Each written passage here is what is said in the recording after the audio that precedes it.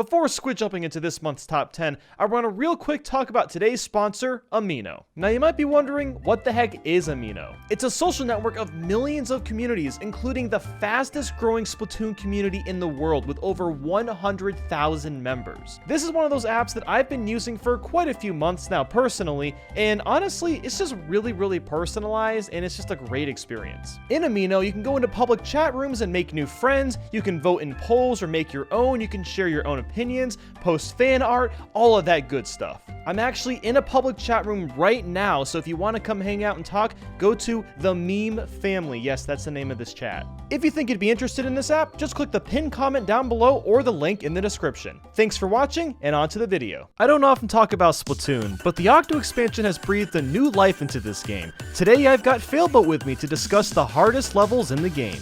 Hey everybody, so Splatoon already has plenty of ways to get you frustrated and frazzled. Bad teammates, disconnects, off the 30 minutes of aim-mashing hook, certain weapons, in ranked, but today we're going to be presenting the most frustrating, tedious, and unforgiving demon spawns of levels that Nathaniel and I could list off. So without further ado, let's go. So, do you like to move it? Very forward question, Nathaniel. Do you like to move it without weapons or subs?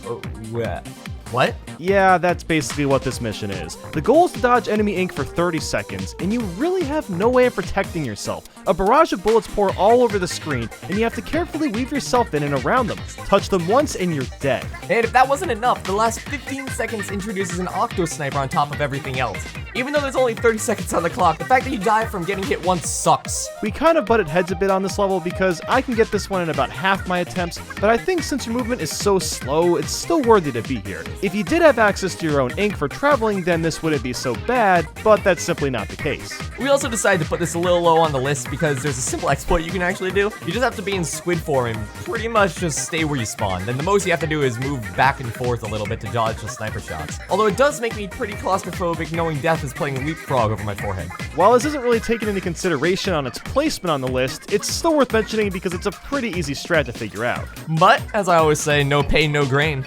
I've never heard you say that. Well, at least this level doesn't have you fighting against a giant boss while dodging everything it has to throw at you. Why are you doing those horrible bread puns? Oh, I just needed to segue into the next horrible level. Oh, God.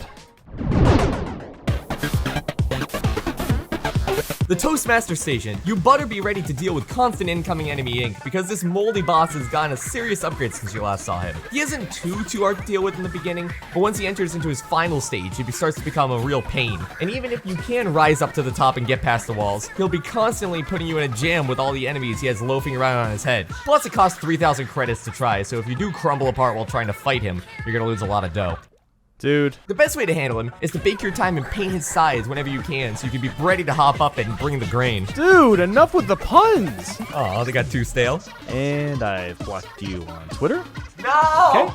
Okay, so imagine doing this with an Octo Brush. No, I'm not joking. The hardest option is to complete this with a brush. Now, thankfully you are equipped with a Burst Bomb to help with longer range attacks, but that's only going to do so much. The Jet Squelcher and Rapid Blaster Pro are other available weapons, but are much simpler because they can cover the range to hit the enemies. The boss was in the original game's campaign, but it was not nearly as intense as this one is. The boss itself now is more aggressive and there's way more obstacles in your path. I guess you could say the Octo Expansion's version riled us up, huh? Hey, wait a minute. That's a pun. Hey, wait, you said I could use puns. Now you can't. Okay, fine, whatever.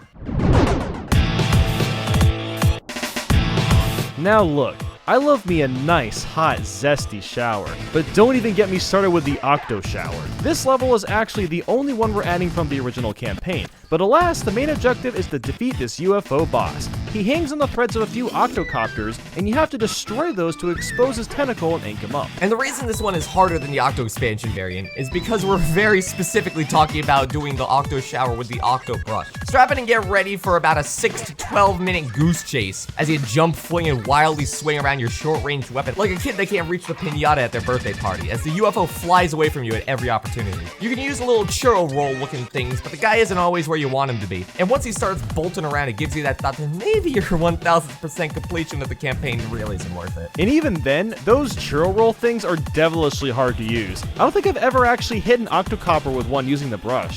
So, something's up. This level sucks. It's painful. And it sucks. Yes, I just said that. Look, I just wanted to emphasize that this level is a piece of crap. And it sucks. And it sucks. It sucks! So, technically the final boss section of Octo Expansion, The Escape, is all one big level, but we decided to consider each phase a different level since it more or less is. That being said, the hardest of all of them I feel has to be phase 6, where your goal is all the way on the other side of the level, and you gotta bring this adorable, cute, little, precious cinnamon roll of a creature all the way there by shooting him to progress the platform. Honestly, one of the hardest parts about this level is coming to terms with actually shooting him, because man, he's just a small little smarky boy, he's too precious for this world. It's such a shame that everyone and their mom wants to blow it to smithereens. You'll have to battle giant living missiles, bowling balls, disable laser beams, destroy garden sprinklers, and octobaddies, all while not dying and keeping your friend alive. And guess what? Your Sparky Buddy will explode with only a few hits, and you can't refresh it outside of a few checkpoints you have. You need to be a master of multitasking to complete this. There's been so many times where I'm doing a good job killing the enemies, but then my ink runs out, so while I'm refilling it, more enemies spawn in, and it just ruins everything. Real talk, the Splatoon devs could not decide what to throw at you in this level. Bowling balls, sprinklers, living missiles. I love Splatoon 2's design, but my god, they really couldn't come to terms with what they should actually be throwing at you. They just thought, why not everything? Everything that ever existed. Let's do that. Okay, now we're getting to the real gangbusters. The previous levels we talked about are hard in their own merits, but they can be done after a few tries and getting used to them. But then there's this guy, Target Buster. The name does not lie. You bust up a bunch of targets, but you're given very little time to do so. Like, no joke, you practically speedrun this level just to complete it, especially with the carbon roller. I'll tell you, man, that last block at the end is the hardest boss in this game. Like, it's always just one more hit away as you run out of time. Just one more hit. It's one of those levels that it's really unforgiving, because if you miss a swing on a block, you're probably not going to be able to take down the fortress of boxes at the very last platform. And even the brushes require more pristine movement and finesse to get yourself to the end in time. I wouldn't normally say something like this, but busting all these targets makes me feel good. Is this the right time to bring up your fetishes? What can I say? Anyways, moving on to number 5. It's levels like this that make me think, you know, I don't feel like playing this game anymore. I remember being so excited scanning my amiibo in Splatoon 1, only to be forced to play a bunch of those limited ink levels. Yeah, those really sucked. And now they're back with a screaming vengeance. Yay! Anyway, on to the stage itself. The only saving grace in Dinky Ink is that it is a small level. There's only 2 sections with enemies and another longer one with boxes to break. There is a place where you can get some bonus ink, but even that is a small puzzle in and of itself. And even if you have a full tank of ink, the enemies are designed to make you waste it, dodging and protecting themselves from your blaster shots. Unless you hit some key directs, you're gonna be failing a lot of tests. And this is also one of the only levels that just straight up has a troll at the end. Once you beat the level and you get to the end, you're met with 4 ink panels. Some that have penalties and some that have pretty minor rewards. Honestly, I mean, when you have that little ink, who would actually go for the panels at the end instead of, you know, when the goal is right there? Right, Nathaniel? Wait, I don't have to hit those panels? Maybe not? Anyway, number 4. Why didn't anyone tell me?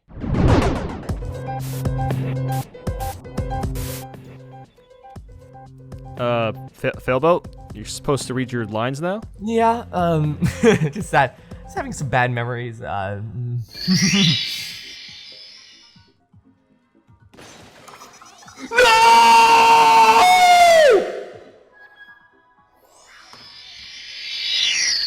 You okay? Okay, let's talk about this level. So, this abomination, this horrible idea for a level that came scraping and clawing out of the darkest parts of the Splatoon devs' minds is Rapid Blaster Matchmaker Station. And contrary to the name, Rapid Blaster, and unless you're a speedrunner, this level is gonna take some time. And maybe some comfort food after it's all over. Every shot from the blaster does damage to the surrounding blocks, and all it takes is one mistake and its test failed. You get one opportunity to create a checkpoint, one single key opportunity to create a checkpoint using a key that you can obtain from the structure. But other than that, it's a constant, delicate grind as you slowly whittle down the statue. Well, at least you don't have to match the statue to its unbreakable counterpart by eye, as the orange blocks are the only ones that you need to break, but even then, Matchmaster is so unforgiving. And it takes so freaking long, too. The tension just builds up as you get closer and closer to finishing. I feel you. Can we just move on from this level? I don't really want to think about it anymore. Yeah, sure. Let's move on. Generally speaking, Splatoon levels are very fluid. You swim, you shoot, you squid flop the annoying enemies, you get to the goal. Well, how about for this level? All right, I got a great idea for a level, everybody. Let's remove all the floor, make it so the player can't swim anywhere, have them use grapple links to get around it, I don't know. Place about like 20 Octo Snipers positioned around the level. Oh, and give the player the Squelcher so they have to dodge the one-hit kill shots while shooting at the enemies. All right, yeah, sounds like a perfect idea for the players. Oh yeah, God, they'll love this one. You know, if this were just my list, this would have easily been #1. I hate this level so much that I don't even like that they tried to be cheeky with the spelling of eyes. Ooh, there's a Z instead of an S. Ooh, yeah, screw you guys, okay? Look, while I appreciate Nintendo trying out a new type of level, this is just total bullshit. We shouldn't be forced to use those blinking ball things to travel from place to place. And with the Squelcher, you make leaps of faith to hit these things. If you have to use these to go from place to place, there's a problem, okay? This level just makes you feel vulnerable all the time. Oh, you see that nice thick block? Oh, you think you're safe? Yeah, you're not safe. The snipers can shoot through them! Excuse me? What? And like Matchmaster, this level takes so freaking long. So not only am I on the edge of my seat trying not to die, but I have to be patient the entire time. And you can't really get close to shoot all the enemies because they'll kill you before you say Vimo! And there's no checkpoints! Ah! It's okay, man. It's just a level. Once you beat it, it's done. You want to play Matchmaster again? Okay, let's move on to #2.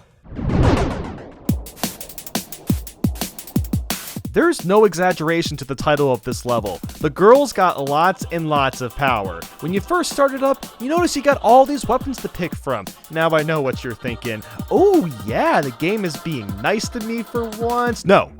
Get that thought out of your head. Just pick your best weapon and have fun grinding this level out. The goal is to keep the orb from bursting, but it's a really unfair battle. It's you versus around a dozen Octolings. Okay, so you've fought a lot of different enemies so far in this expansion. But now every single enemy has a different weapon, and some of them have specials like...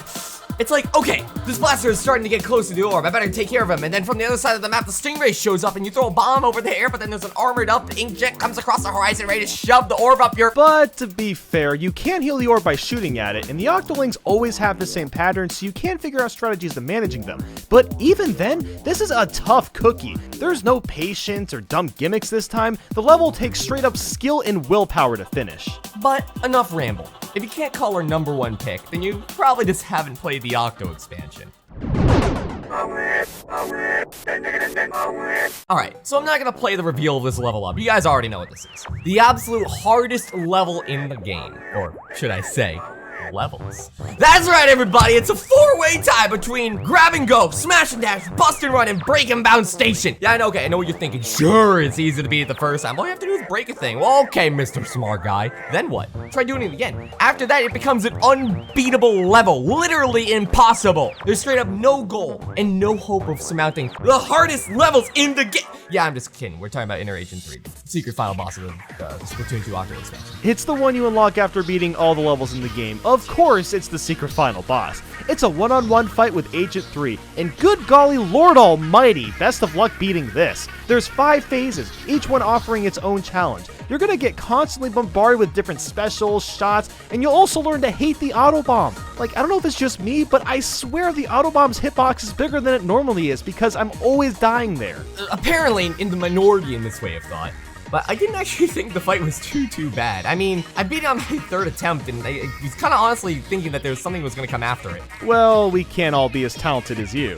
I mean, like, Vian beat it on his 4th try, Dude beat it on his 1st try, even PK Sparks did it on his 1st. Well, yes, but most of us are competitive players here. Agent 3 has insanely smart AI, and even losing at the final phase puts you all the way back to the beginning.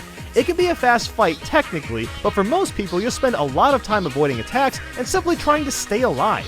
While I don't think it's quite as cool as Splatoon 1's final boss, this is most certainly the hardest boss fight we've taken out yet. So while we're at the end of the video, the fun doesn't stop there. Go watch Failboat's video of him playing through the Octo expansion and see how much fun he was having.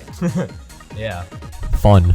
But with that, guys, make sure to drop a like and subscribe if you enjoyed this, and let us know what you think the hardest level in Splatoon is and why. Thanks so much for watching, and I'll speak with you guys soon. And it sucks. It sucks! But doesn't suck enough to be anything lower than number 8 on our list. That's right. Now we're getting to the real sucking. Don't put that part in the video, please. Or alternatively, put it in at the end.